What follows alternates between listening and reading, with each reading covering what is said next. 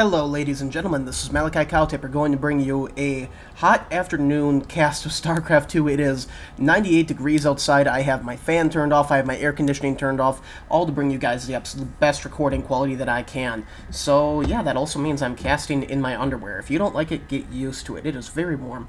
So today's opponent, ironically enough, is Iclimbnaked. So I wonder if he plays naked. That would be rather interesting. And you know what? You guys are going to have to forgive me. I am loading up the wrong game. This is not Iclimbnaked. So you know what? I'm just going to keep going throughout this. You guys are going to have to deal with it. And yeah, right here. There we go. So anyway, Condemn Ridge. Kind of an interesting map for ZVZ. You typically do not see a lot of early game aggression in this map just because it takes your Zerglings so long. Oh my god, it's crazy. Gaz, it's just such a big map, it's not even funny.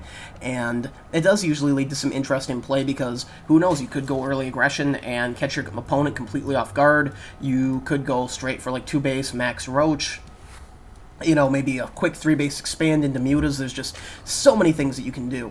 But the reason I'm putting this game up onto YouTube is ZVZ has been a struggle for me lately. I've had a hard time combating other Zerg players, and I think it's just because the Zerg versus Zerg is so reactionary. It's kind of like whoever picks what they're going to do first kind of sets the tempo for the rest of the game, and sometimes if you pick too early or you pick, I would almost say incorrectly, the opponent can scout it and they can counter it, and then you're dead. But if you don't pick in time and you try to react to what they're doing, they can push you into something like, say they go Mass Ling, you might go Roach and then they fly a bunch of mutas into your base type of thing, or they've been teching behind it and they just overwhelm you with even more Roaches because they've contained you and then they have expanded. So what I've been working on is kind of a build that you can open with, and you can open with to a fair degree of certainty that it's not going to cause you too many issues. So what I will do is I'll scout out the enemy base. You can see that my scout is very, very early. I don't even think he's had one leave the base yet. And I'm going to see what I can see. So you always need to scout early in Zerg versus Zerg because one of the predominant builds is a fast pull. By fast pull, I mean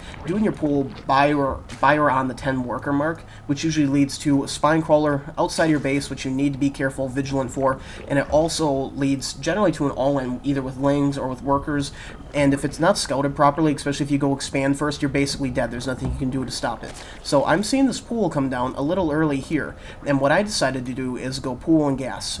So my opponent here has not laid down a gas yet. We can see he's going for a very fast expand.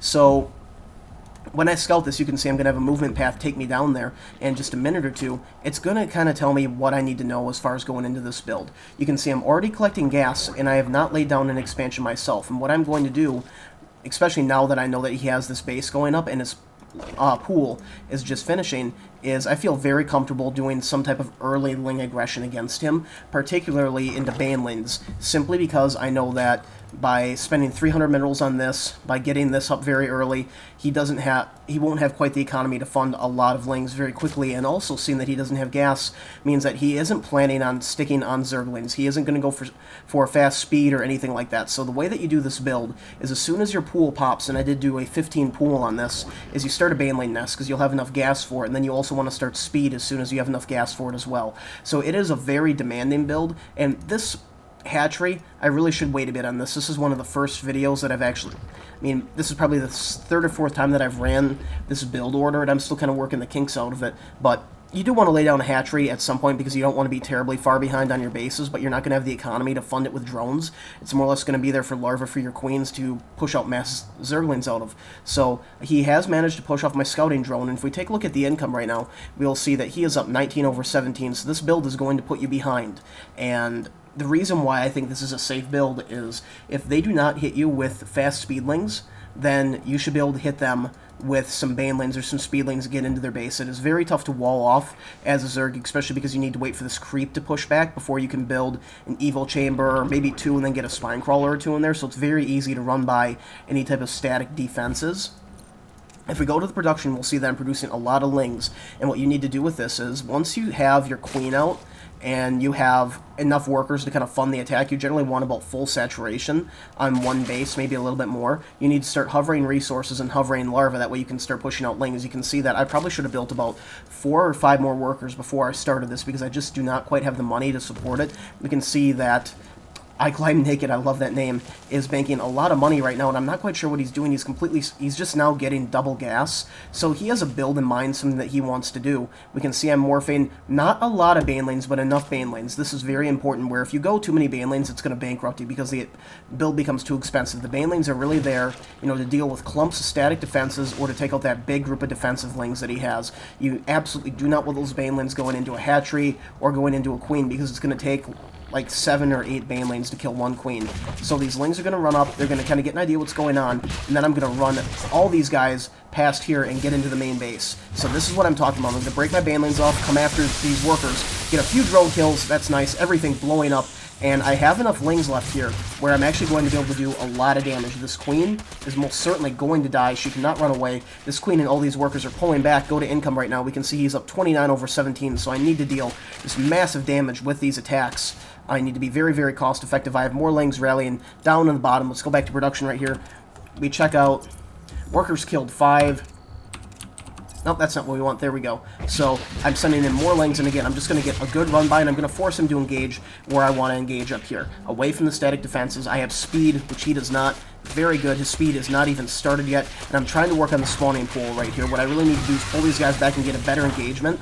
Down there, I do not have any Banelings morphing right now. Oh, there come my Banelings driving away all of those Zerglings. I'm hovering the 2 over here. I do not want them going off. Don't blow up over there. No, that's a waste. This is such a waste. Oh, no. And right now, he needs to be very careful. If he's not extremely careful with what he's doing, he will lose his spawning pool, but he has enough lings coming in, and he will be able to save it with just around 100 HP. So right now, workers killed up to 6. Income right now favoring him 29 over 17. Units lost right now favoring him by quite a bit. So with this attack, right now you could say that I have not come out on top of this. He's harvesting more than me. The one thing I can say is that I've basically stopped him from mining at this base. I've sniped a couple of queens, and I'm forcing him to build static defenses. And because he has so many harvesters here, they're not getting quite the mining that they need to. So coming into this is a very difficult position to break right here. You need to be extremely careful with how you deal with this spine wall, because if you just run your lings and try to attack it and your Banelings blow up all willy-nilly, you absolutely will die. So moving in, what I'm going to do is I have my groups controlled, and I'm going to pull all of these lings back right into the mineral line and hit hold position. I need to pull these Banelings out before they die, and all those workers getting trapped, and this harvester count just dropping down, and his lings, again, just falling to mine, and these Banelings are going to come in, and I'm going to try to slam them right into this tower here, because they'll be able to kill both of those, take out any lings that are caught there. The queen is now damaged, and I have plenty of speedlings left over, where I can now get a surround on the queen. Those lings will get surrounded, the spine is going to get surrounded, and right now there's almost nothing that stands in between me and absolutely dominating his base. So we go back to the production, and we can see I'm morphing 24 lings to his 12. Right now, workers lost 14 over 0, units lost. It is almost evened up completely right now in the game.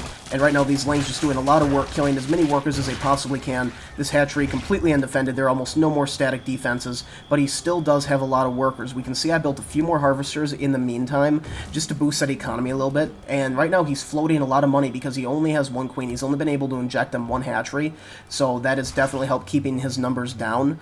I'm still collecting gas, which realistically, I probably could have pulled off the gas because I don't have that many Banelings, and I'm just rushing in too many Zerglings for all of his non-speed lings to be able to handle. The workers going to die, they get caught and unable to retreat. The spine crawlers, they are valiantly trying to build, and that was a good idea to try to burn some of that money, but the lings are just in there too quickly. They are not going to allow any of that shenanigans, and right now this is not looking good for Iclimbnaked. There's Zerglings right outside your base. I can morph in more Banelings anytime I choose. Reinforcing lings on the way. Oh, and this one lone queen, she tries so hard. She's a tryhard, guys. That's the one thing I want to say. He does finally have speed up and running. Very awesome for him. I was able to force 4 geysers. That is awesome. And one thing when you're attacking a bunch of drones, if you attack them right here, your lings do not get surface area, and they have a very hard time killing them. You want to pull back and re-engage so you can get a better surround on those units with your Zerglings. And right here, just not enough DPS. The queen doing everything that she can. These poor workers going down. More speedlings coming in to reinforce. And this will be the death blow right there. Iclimbnaked leaves the game. So going into this build, I'm not going to tell you that this was a perfect execution or that this was some type of miraculous win. But the reason for this build is kind of twofold. When you go into this, and this map is not the best for it, so bear with me. When you go Baneling Nest first, it really helps save you from those early speedling aggressions. You can expand very quickly. I have another game where I took a fast expand at 16 and then did an extractor at 16, then a pool at 16. Was able to have a few banelings on my ramp here, and through good control I was able to kill off most of his early speedlings. So when they do that fast speedling push and you can repel it with banelings, what you're essentially doing is you're using less larva than he is, and that's more workers that you can have.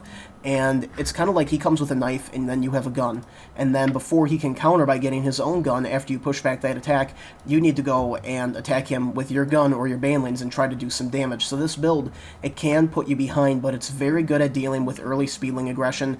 It is extremely good at applying early pressure with, just because you can do a lot off of one hatchery with about 20 workers with Zerglings and banelings. Now the one thing is you have to know when to pull back out of it. Like if I had come up here and he had 2 queens on this wall and spine crawlers behind it, I could drop this hatchery, but at that point I need to stop. I need to drone, I need to take what I could get and go with it. And you can see that attack, the only reason why it won is through persistence and some good control on my part, and maybe a little bit of lack of control on his. I feel he went a little gas heavy, maybe didn't quite have, the production facilities that he needed. But I hope you guys enjoyed the game. This is Malachi Cowtipper signing out.